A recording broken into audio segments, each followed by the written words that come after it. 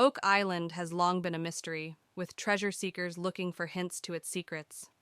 In a recent development, metal detectors Gary Drayton and Peter Fornetti found a cut coin in Lot Five's loot, which was previously believed to be Spanish.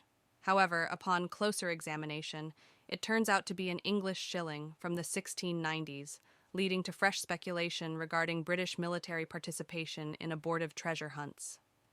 This unexpected discovery might be the key to solving the centuries-old mystery of Oak Island. Gary, mate, make sure to distinguish these spoils. Now, Lot 5, around the prominent feature, is where all the spoils we will discuss today came from. A large pile is present. Narrator: Gary Drayton, an expert in metal detection, and Peter Fornetti arrive on Lot 4, on the island's western side. Let's get down to business, buddy. All right. Narrator: They are looking through over 10 tons of spoils, removed from the enigmatic round feature close to Lot 5's shoreline last year. We'll review it twice, Pete, because the team has discovered artifacts in that stone-lined foundation that vary significantly in age, like the lead barter token from the 14th century and the iron tools from the 17th century.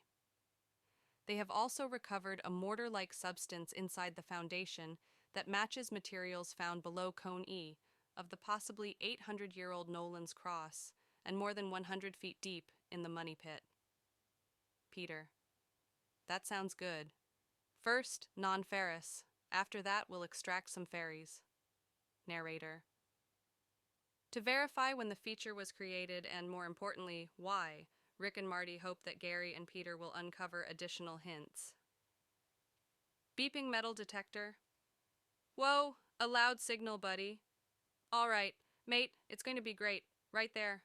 Come on, let's do it. Beeping metal detector. It's out. Oh, it's out. Let's check our inventory. Beeping pinpointer. In your hand, Peter? Gary: What a discovery. I believe we have discovered a cut coin. All right. Gary: And, buddy, if this coin is cut...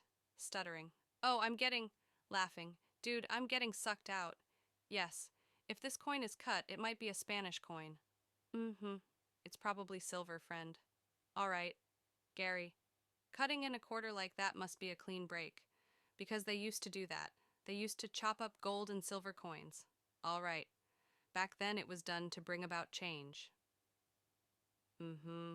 Narrator: A cut treasure coin that might be Spanish?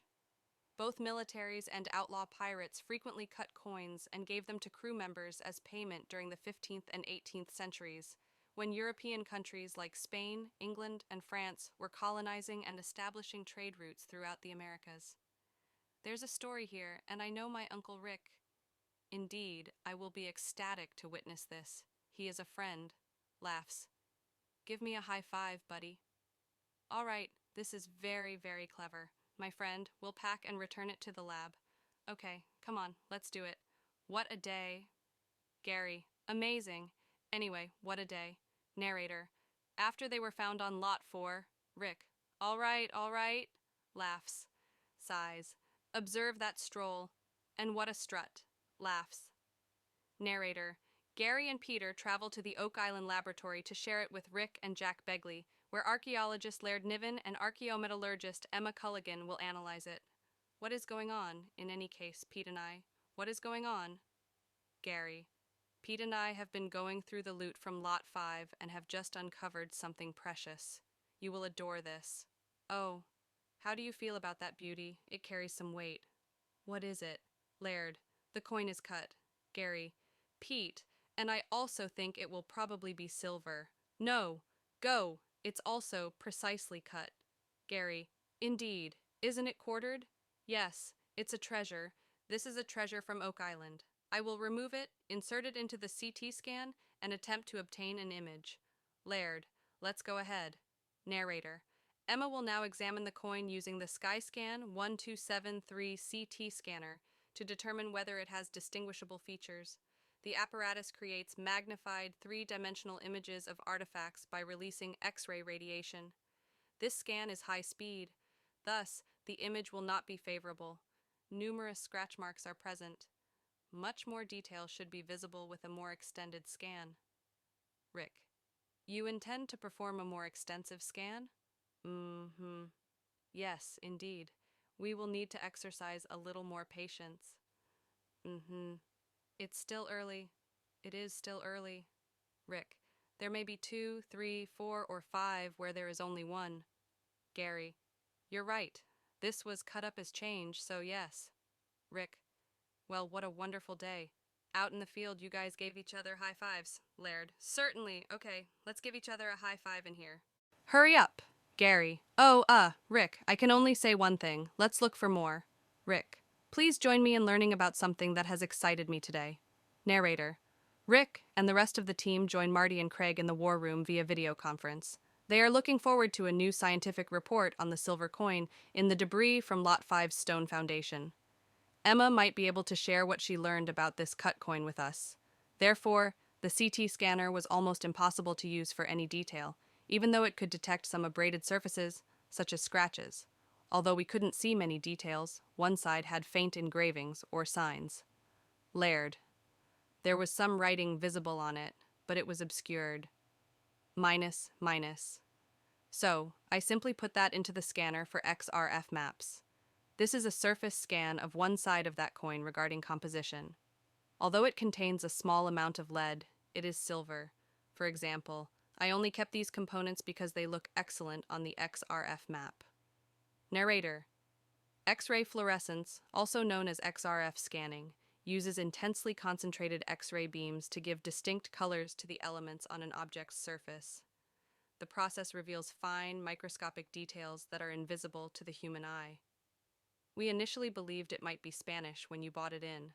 However, as you can see, the GVLI is quite visible. Gary. Well, Emma, there are these two tiny triangular spots and this tiny design over here. Alex. Mm-hmm. This is a William III shilling then, silver with the same diameter. It also perfectly complements the designs. Marty. Whoa. Alex. Amazing. Emma. It's a 1690 English shilling then. Yes, indeed. This is the ponytail. Emma. I agree. The two triangles represent its little ribbon. That's shocking. Wow. Fantastic detective work, Emma. There are millions of coins worldwide, so having that match like that is fantastic. Amazing. She has identified this coin. Yes? Alex. Of course. Marty. Laird, doesn't this support your theory that Lot 5's house was probably built in the 1600s or close to it? Is everything right? Yes? Yes. It certainly lends credence to an earlier date. Thus, it's also possible that this served as a temporary stop for them. Indeed. What on earth were they doing there? Marty. This is more likely to be someone on Lot 5 doing something, possibly an officer getting paid, than it is to be a part of the treasure.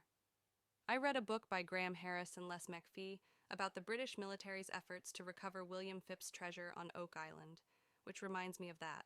Narrator. After Sir William Phipps allegedly buried a treasure vault in the Money Pit area, Graham Harris and Les McPhee, in their 1999 book Oak Island and Its Lost Treasure, presented an extraordinary theory about secret events they believe occurred on Oak Island.